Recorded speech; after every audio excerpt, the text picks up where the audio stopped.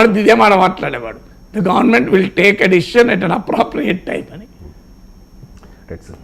ఇక ముఖ్యంగా ఈ బెనిఫిట్ షోస్కి అనుమతి ఇచ్చింది గవర్నమెంట్. ఇప్పుడు బెనిఫిట్ షో వల్లే ఈ తొక్కిసలాట జరిగింది, తతంగం అంతా జరిగింది.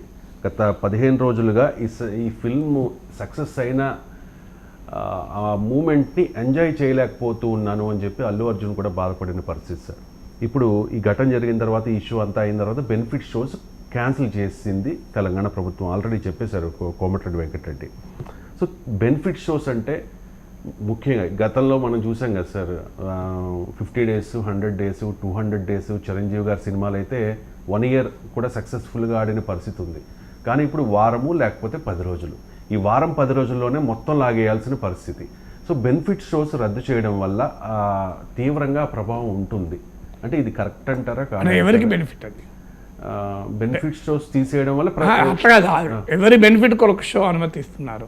అది సినీ, I mean heroes and unit. అంటే what about benefit of the viewer? వ్యూవర్కి బెనిఫిట్ బెనిఫిట్ షో ఉండద్దా? వ్యూవర్కి బెనిఫిట్ షో ఉండాలి కదా. పోనీయండి, మీకు భారీ బడ్జెట్తో తీసాం కనుక మాకు ఎక్కువ డబ్బులు పెట్టుకొని బెనిఫిట్ షో ఇవ్వండి. నేనేమంటున్నా అంటే ఒక 3 నెలల తర్వాత మీ డబ్బులు మీకు వచ్చినాక ఒక పౌరుల కోసం ఒక బెనిఫిట్ షో అయ్యి తక్కువ రేటుకు. అంటే ఇప్పుడు 300 రూపాయలు మీరు 1200 అమ్ముకుంటున్నారు ఫస్ట్ వీక్లో కదా. ఒక 3 నెలల తర్వాత 300 రూపాయలు పెట్టి బెనిఫిట్ షో. నా ప్రతిపాదన ఇంతవరకు ఎవరు అడగలే ఈ ప్రతిపాదన నాకు తెలిసినంతవరకు. మరి why benefit show only for the film industry? Why not for the film viewer benefit show? మీరు 300 రూపాయలు 1200 రూపాయలు మొదటి వారంలోనే కలెక్షన్ రావాలని పెట్టుకుంటున్నారు కదా. మీ కలెక్షన్ మొత్తం వచ్చేసినాక, ఇప్పుడు ఉదాహరణకు పుష్ప 2 ఉంది, ఆల్రెడీ మొదటి 17 రోజుల్లో 1029.9 ఎగ్జాక్ట్ ఫిగర్ చెప్తున్నాను, 1029.9 crores వసూలేని నేను మీడియాలో చూసింది, ఎకనామిక్ టైమ్స్లో చూశాను. మీకు పెట్టిన పెట్టుబడి ఎంత? 500 కోట్లు పెట్టారని అన్నారు. మీకు ఆల్రెడీ మీ లాభాలకు బ్రహ్మాండంగా లాభాలు వచ్చాయి. నేను ఈవెన్ ఓటీటీలో కూడా వస్తుంది. ఇప్పుడు ఇక ఓటీటీలో కూడా వచ్చినాక ఇంకెవరైనా డబ్బులు 300 రూపాయలు కూడా మేము పెట్టలేని పరిస్థితిలో ఒక సినిమా వ్యూవర్ ఉంటాడు. వాళ్ళ బెనిఫిట్ కొరకు సినిమా 3 నెలల తర్వాత. ఇంతవరకు ఫిలిం ఇండస్ట్రీ ఎప్పుడైనా ఆలోచించిందా? అంటే మీ బెనిఫిటే కానీ మా వ్యూవర్ బెనిఫిట్ ఏంటని నేను అడుగుతున్నా. అంటే మీకోమో బెనిఫిట్ షోలు కావాలి, వ్యూవర్కి ఎందుకు బెనిఫిట్ షోలు ఉండకూడదు? మీరు ఒక బెనిఫిట్ షో పెట్టండి. మీరు లేదు మీరు ఎక్కడన్నా ఎవరన్నా మేము సినిమా థియేటర్లలో మార్నింగ్ పొద్దున 7 to 10 ఒక షో వేస్తాం సండే రోజు, మేము 100 రూపాయలకి సినిమా చూపెడతాం చూడండి అని సినిమా చూపెట్టండి. మీ డబ్బులు మీకు వచ్చినాక నేనేం ముందు చేయమనంటే నేను ముందు అయితే లాస్ వస్తారు. మీ డబ్బులు మీకు వచ్చి బ్రహ్మాండంగా లాభాలు వచ్చాక ఇక సినిమా కలెక్షన్ కూడా స్కోప్ ఏమి ఉండదు కదా. ఆల్రెడీ మీకు ఓటీటీలు కూడా వచ్చేస్తుంది కదా. అంటే theatrical rights, non theatrical income అన్నీ అయిపోయాక 4 నెలల తర్వాత వేయండి మీరు 100 రూపాయల షో. ఓన్లీ ఖర్చులు తీసుకొని వెళ్ళండి.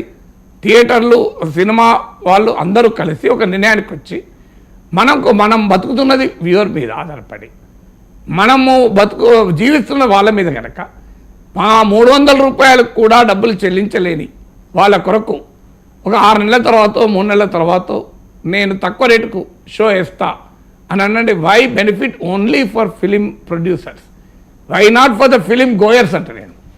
మీరు ఈ బెనిఫిట్ షో ఉండాలా వద్దా? మీరు అది చెప్పండి మొదలు. అందువల్ల బెనిఫిట్ ఫర్ హూమ్ అనేది పాయింట్ కదా. నార్మల్గా బెనిఫిట్ షోలు ఎట్లా వచ్చాయంటే చారిటీ కొరకు బెనిఫిట్ షోలు పెడతారు.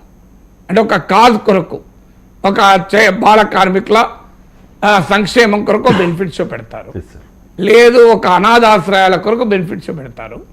అలా వచ్చిన డబ్బులు ఆ అనాథాశ్రయానికి ఇస్తారు. అది బెనిఫిట్ షో అంటే. బెనిఫిట్ షో సినిమా తీసిన వాళ్ళకి బెనిఫిట్ షోలు ఉండవు. నార్మల్గా బెనిఫిట్ షో కాన్సెప్ట్ ఎట్లా వచ్చింది?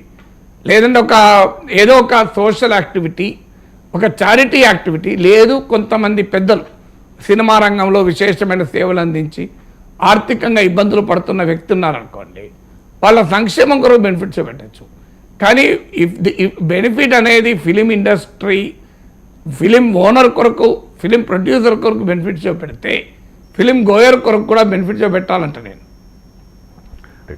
ఇక అల్లు అర్జున్ మీద అల్లు అర్జున్ ఇంటి మీద దాడి జరిగింది కదా సార్.